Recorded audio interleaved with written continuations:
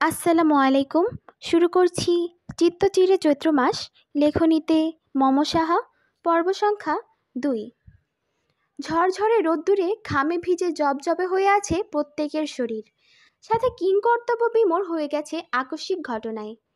ধূপধাপ পা ফেলে তন্মধ্যেই ছুটে এসেছে চিত্রা। মহিন গালে হাত দিয়ে অবাক দৃষ্টিতে তাকিয়ে আছে। সেও বোধহয় বুঝতে পারছে না চরের কারণটা। তুহিন এগিয়ে এলো প্রথমে, কোনো রকম উচ্চবাচ্য না করে শীতল কণ্ঠে প্রশ্ন করল, কি হয়েছে বাহার ভাই? মহিন কিছু করেছে? বাহার যে সবে একটা অদ্ভুত কাজ করেছে সেটার কোনো ছাপ তার মুখমণ্ডলে নেই, বরং বেশ স্বাভাবিক কণ্ঠে বলল, আমি মানুষকে শুধু শুধু কিছু দেই না, জানোই তো। নিশ্চয়ই সে দেওয়ার মতন কোনো কাজ করেছে, তাই দিয়েছি। তুহিন মহিনের দিকে তাকালো। বাহার সোজাসাপটা উত্তর দিবে না সেটা সে বেশ ভালো করেই জানে। বাহারের চরিত্রের সাথে সোজাসাপটা উত্তরটা আশা করাও এক ধরনের বোকামি। তাই সে দ্বিতীয় প্রশ্নটা মহিনকেই করল, কি করেছো মহিন? ততক্ষণে মহিনেরও হতভম্ব ভাব কেটে গেল। অবাক কণ্ঠে বলল, আমি তো কিছুই করিনি। বাহার পকেটে হাত গুজেই হাসল, ক্ষীণ হাসি। কিন্তু ততক্ষণে মহিনের পরিবার খেপে গেল। হৈ হৈ করে ছুটে আসলো মহিনের মা, মানে চাঁদনির শাশুড়ি। আঙুল উঁচিয়ে বাহারের দিকে তাক করে দাঁত কিরমির করে বলল, এই ছেলে, এই তোমার সাহস কিভাবে হলো আমার ছেলের গায়ে হাত তোলার? কিছুই তো করলাম না আন্টি। সাহসের কি দেখলেন এখনো? মহিলার দাঁত কিরমির করা প্রশ্নের জবাবে এমন উত্তর যেন অনাকাঙ্ক্ষিত ছিল। দূর হতে চিত্রার ভয়ে হাত পা কাঁপছে। এখানে তার বাবা উপস্থিত না থাকলে হয়তো এতটা ভয় তাকে কাবু করতে পারত না। অথচ তার বাবা রক্তলাল চক্ষু নিয়ে তাকিয়ে আছে। ঘটনা বিগড়াতে যে বেশি সময় লাগবে না তা বুঝতে বেশি সময় লাগলো না চিত্রার। মহিনের মা লতা বেগমের রাগ চক্রবৃদ্ধি আকারে বাড়ল। বেছে বেছে সে চিত্রার বাবা নুরুল সওদাগরের দিকে তাকিয়েই চোখ দিয়ে অগ্নিবর্ষণ করে বলল, ভাই সাহেব, আপনারা হা করে সবটা দেখছেন? বাহিরের একটা উটকো ছেলে আপনাদের সামনে এমন একটা কাণ্ড ঘটিয়ে ফেলল, অথচ আপনারা নিশ্চুপ? ছেলেটাকে ধমকও দিচ্ছেন না? ওনার ধমকের পরোয়া অন্তত বাহার করে না আন্টি। ভুল জায়গায় ভুল তথ্য প্রেরণ করাটাই বোধহয় মহিলা সমাজের কাজ। এবারও বাহারের কণ্ঠ স্বাভাবিক, কিন্তু স্বাভাবিক থাকতে পারলেন না নুরুল সওদাগর। খ্যাক খ্যাক করে বলে উঠলেন, এই অভদ্র ছেলে, বড়দের সাথে কিভাবে কথা বলতে হয় জানো না? অন্যায় করেছো, অথচ ন্যূনতম লজ্জাবোধ নেই। লজ্জাবোধের ফাংশনটা আমার ঠিক কাজ করে না, আর ভুল জায়গায় তো আরও আগে কাজ করে না। সূর্যের তেজ বাড়ল, সাথে তরতর করে বাড়ল নুরুল সওদাগরের রাগ। বড় বড় পা ফেলে এগিয়ে এলো বাহারের দিকে। বাহারের বুকের বাঁ পাশটাতে ধাক্কা দিল শরীরের সর্বশক্তি দিয়ে। ছেলেটা দুপা পিছিয়ে গেল অপ্রত্যাশিত ধাক্কায়, অথচ কোনো প্রতিক্রিয়া দেখালো না নুরুল সওদাগরকে। বরং কোনো বাক্য ব্যয় ছাড়াই বিরাট আরেকটা চর বসালো মহিনের গালে। পরিস্থিতি আরেক ধাপ হতভম্ব হলো। সবাই কেবল ফ্যাল ফ্যাল করে তাকিয়ে রইল। নুরুল আলমও কম হতভম্ব বোধহয় হলো না। বাহার যেন অদৃশ্যভাবে চরটা তাকিয়ে দিল। নুরুল আলমের মতন শক্ত কঠোর পুরুষ ভাষা হারালেন। নিজের বড় ভাইয়ের দিকে তাকালেন হতভম্ব চোখে। কোনো মতে উচ্চারণ করলেন, বড় ভাই, আপনি দেখলেন তো? ছাদের কার্নিশ ঘেঁষে অনবরত কাক শোরগোল তুলল। পরিবেশ যেন প্রয়োজনের তুলনাও শীতল। চিত্রার বড় চাচা গলা পরিষ্কার করে যখন বাহারের দৃষ্টি আকর্ষণের চেষ্টা চালালেন, বাহার সবাইকে অবাক করে দিয়ে তৃতীয় তথাপি শেষ চড়টা মারল মহিনের ডান গালে, এবং সবাইকে অবাকের চরম পর্যায়ে পৌঁছে দিয়ে পকেট থেকে সিগারেট বের করে হেলতে দুলতে চলে গেল বাড়ির মেইন গেট পেরিয়ে। সবাই কেবল তার যাওয়ার দিকে তাকিয়ে রইল। বর্তমানে এই তাকিয়ে থাকাটাই যেন উত্তম কাজ হয়ে দাঁড়ালো সবার কাছে। লতা বেগম তার পাশের চেয়ারটায় ধপ করে বসে পড়লেন। এতক্ষণের ঘটা কর্মকাণ্ড যেন সবারই নেহাত ভ্রম মনে হলো। বাহার যখন গেট পেরিয়ে অদৃশ্য হলো, উচ্চ কণ্ঠ শোনা গেল নুরুল সওদাগরের। ভয়াবহ রকমের চিল্লিয়ে বললেন, এই বেয়াদব, ছেলেটা যেন এ বাড়িতে আর পা না রাখে। বিনা কারণে একটা ছেলেকে এতগুলো চড় মারলো, অথচ তার ভয় আফসোস কিছুই নেই। বড় ভাই, এটার বিহিত আপনাকেই করতে হবে। বাবা, বাহার ভাই অকারণে কিছুই করেন না, আমরা সবাই জানি। নিশ্চয়ই আমাদের অজান্তে কিছু হয়েছে। তুহিনের কথা থামলো, তার কথার পৃষ্ঠে উত্তর দিল চাঁদনির স্বামী। লোকটা নিপাট ভদ্রলোক, খুব সহজেই রেগে যান না, ভীষণ ঠান্ডা মানুষ। ঝুট ঝামেলা এড়িয়ে চলে গিয়ে জীবনে সুখী মানুষ সে। কিন্তু আজকের অনাকাঙ্ক্ষিত ঘটনার পর লোকটাও চুপ থাকতে পারল না। বিস্ময় নিয়ে বললেন, তুহিন, তোমার কথাই না হয় মানলাম, এতগুলো চর তো আর এমনি এমনি দেয়নি, নিশ্চয়ই কারণ আছে। বাহার বাহার ভাই, এর উচিত ছিল না সে কারণগুলো বলার? এতগুলো মানুষকে এক সমুদ্র প্রশ্নের নিচে ফেলে দেওয়াটা ওনার মতন বুদ্ধিমান লোকের কাছে প্রত্যাশিত নয়। সব জায়গায় গা ছাড়া ভাবটা আদৌ মানানসই? অবস্থা বেগতিক।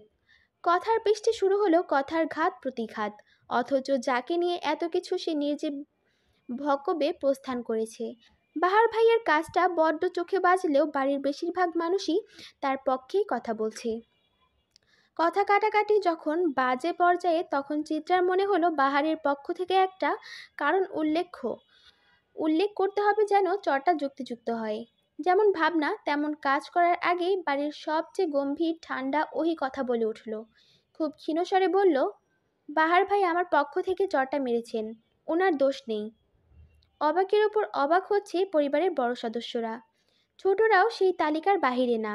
ওহির মা ছুটে এলেন মেয়ের দিকে, ধমকে বললেন, কি বলছিস ওহি, আজে বাজে কথা বলবি না একদম। মায়ের ধমকে ভয়ে ওহির মুখটা এতটুকু হয়ে গেল। তখন মেয়েটার ভরসার হাত হয়ে এলো চিত্রার মা।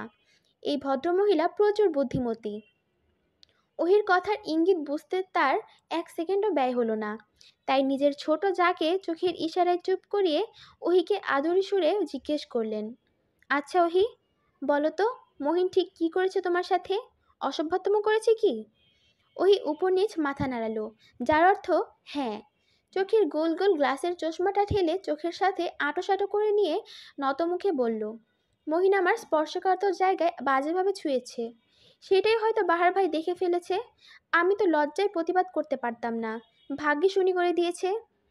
সবার দৃষ্টি এবার মহিনের দিকে পড়ল। মহিন অবাক চোখেই তাকিয়ে রইল ওহির দিকে। তুহিন এসে এলোপাথারি কতগুলো আঘাত করলো তার শরীরে। ঘৃণায় প্রত্যেকের শরীর রি রি করে উঠল। ওই স্বভাব সুলভ, বেশ ঠান্ডা মেয়ে। এই মেয়ে যে বানিয়ে বানিয়ে কিছু বলবে না সেটা সবারই জানা। লতা বেগম নিজের ছেলের বেহাল অবস্থা মানতে না পেরে ছেলের সামনে সুরক্ষার দেয়াল হয়ে দাঁড়ালেন। ছেলেকে নিজের পিছে আড়াল করে হাত জোর করে বললেন, আমার ছেলেকে আর মেরো না বাবা, অনেক তো মেরেছ, ও ক্ষমা চাইবে ওহির কাছে। এবার এবারের মতন ছেড়ে দাও। আমি ওর আচরণে লজ্জিত, ভাবতে পারিনি আমার ছেলে এমন হবে, ক্ষমা করো বাবা। তুহিনের রাগ তখন আকাশ সমান। নিজের বাড়ির মেয়েদের সে যথেষ্ট সামলে রাখে, অথচ এই আত্মীয় নামক জানোয়ারটা নাকি বাজে আচরণ করে বেঁচে যাবে, কখনোই না। তুহিন তার বাবার উদ্দেশ্যে হুঙ্কার ছাড়ল, বাবা, এবার আপনি কিছু বলবেন না? এতক্ষণ তো অনেক কথা বলছিলেন, ওরে এবার জেলে দেন। এত বড় সাহস ওর! হ্যারাসমেন্টের দায়ে জেলের ঘানি টানবে ও, ব্যবস্থা করুন। উৎসব মুখর পরিবেশটা হুট করে ভয়াবহ রূপ ধারণ করলো। জেরিকে আঁকড়ে ধরে নিরুত্তর দাঁড়িয়ে রইল চিত্রা। সওদাগর বাড়ির সকল সদস্যই বেশ চতুর। আত্মীয়দের মাঝে এমন বিশ্রী ঘটনা ঘটলে তাদের বড় মেয়ের সংসারেও যে আঁচ আসতে পারে সেটা তাদের ঢের জানা। পাড়া প্রতিবেশী তন্মধ্যেই ছি ছি শুরু করলো, তিলকে তাল বানালো। ওহির চরিত্রে কিঞ্চিৎ কালি ছোড়াছুড়ি হয়ে গেল। বাড়ির সবচেয়ে বড় সদস্য আফজাল সওদাগর নিজের মুখ খুললেন। গম্ভীর থেকে গম্ভীর কণ্ঠে বলল, যা হয়েছে তা শেষ। মহিনকে তো যথেষ্ট শাস্তি দেওয়া হয়ে গিয়েছে, বাকিটা আমরা পারিবারিকভাবে মিটিয়ে নেব।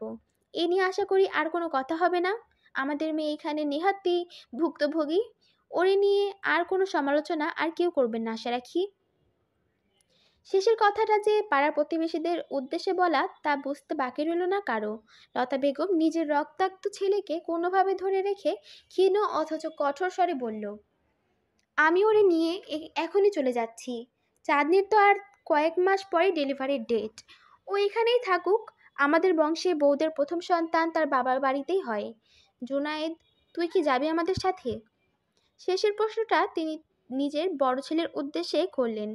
জুনায়েদ লোকটা ভদ্রলোক, সহজ সরল হলেও ভীষণ বাস্তববাদী, তাই নিজের মায়ের প্রস্তাবকে অকপটে না করে বলল, আমার তো কথা ছিল সময়ে অসময়ে চাঁদির পাশে থাকার, তাই এ সময়েও ওর পাশেই থাকতে হচ্ছে। তোমরা যাও মা। লতা বেগম বড় ছেলের দিকে ঘৃণার দৃষ্টি ফেলে চলে গেলেন। মহিলার ভাব এমন যে এই পৃথিবীতে তার ছোট ছেলের মতো শুদ্ধ পুরুষ আর দ্বিতীয়টি নেই।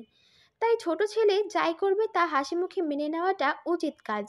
যেহেতু চাঁদনির পরিবার মেনে নেয়নি, তাই বংশের নতুন নিয়ম বের করে শাস্তিস্বরূপ চাঁদনিকে ঘুরিয়ে পেঁচিয়ে ও বাড়িতে নেবেন না তা বুঝিয়ে দিয়ে গেলেন।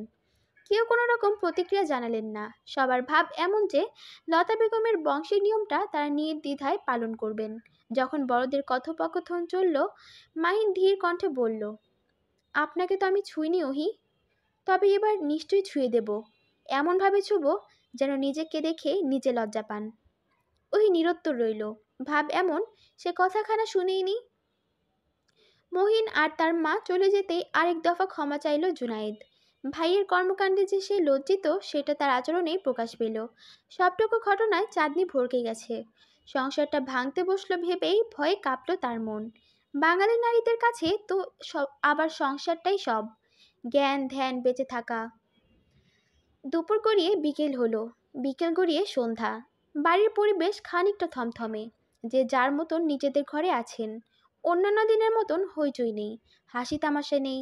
আকাশ যখন কমলা রং ছেড়ে কালো রঙে নিমজ্জিত হলো, ছাদ থেকে ভেসে এলো তখন গিটারের টুংটাং শব্দ। চিত্রার বয়সন্ধি মন খারাপের আবেশটা হাওয়ায় মিলিয়ে গেল হুট করেই। গিটার তো বাহার ভাই মাঝরাতে বাজান, তাও মাঝে মাঝে। আজ এমন একটা দিনে এ সময় গিটার বাজাচ্ছেন যে? পরক্ষণে মনে পড়ল আজ বাবা বাড়িতে, আর বাবাকে বিরক্ত করা বাহার ভাইয়ের সবচেয়ে পছন্দের কাজ। আনমনেই দীর্ঘশ্বাস বেরিয়ে এলো। বাহার ভাই তাদের বাড়িতে এসেছে আজ 1 বছর হতে চলল। কোনো আত্মীয়তা নেই লোকটার সাথে, কেবল মাত্র দিহান আর ত্রিশানের শিক্ষক হয়েই এ বাড়িতে খুঁটি গেড়েছেন সে। গত বছর যখন দিহান আর ত্রিশান ভাইয়ার উচ্চ মাধ্যমিক পরীক্ষা সামনে, তখন কুল কিনারা খুঁজে ভালো শিক্ষকের সন্ধান চলল। অতঃপর একদিন হুট করেই বড় চাচা বাহার ভাইকে নিয়ে এলেন। কঠোর গাছাড়া ভাবের এই বাহার ভাইয়ের কড়া শাসন আর পরিশ্রমে দুজনই দারুণ রেজাল্ট করলো। বাহার ভাই বর্তমানে ইংলিশে মাস্টার্স পড়ছেন পাবলিক ভার্সিটিতে। ছাত্র হিসেবে ভীষণ মেধাবী হওয়ায় সে এ বাড়ির সকলের মন পেয়ে যায়। অবশ্য অনেকটা গাছাড়া ভাব আছে বিধায় চিত্রা আর তার বাবা বাহারকে পছন্দ করে না। চিত্রাদের পরিবারের সবচেয়ে বড় সন্তান হলো তুহিন। সে সবার বড়। বড় চাচাদের তখন সন্তান ছিল না, কিন্তু তুহিন ভাইয়ার হওয়ার পর বড় চাচার ঘর আলো করে চাঁদনি আপা এলো, তারপর ছোট চাচার ঘরে এলো ওহি আপা, তারপর দিহান আর ত্রিশান ভাই যমজ হলো বড় চাচির ঘরে, অতঃপর চিত্রা এবং তারপর সবার ছোট আদরের চেরি। বর্তমানে ত্রিশান ভাই আর দিহান ভাইকে পড়াশোনায় সাহায্য করার পাশাপাশি চেরি আর অনয়কেও পড়ান বাহার ভাই। এলাকায় মোটামুটি বাহার ভাইয়ের একটা পরিচিতি আছে, কারণ সে সবাইকে বেশ সাহায্য করেন। নানান রকম কথা ভাবতে ভাবতে ছাদের দিকে পা বাড়ালো চিত্রা। বাহার ভাই তো আজ দুপুরে খায়নি, এখন খাবেন কিনা জিজ্ঞেস করতেই ছাদের দিকে পা বাড়ালো। ছাদের চিলেকোঠার ঘরে বাহার ভাই থাকেন। থাকার খরচ না দিলেও খাবার খরচ বাহার ভাই দেন। তার এক কথা, অন্যের থালে খেয়ে খোটা কামাতে পারবেন না।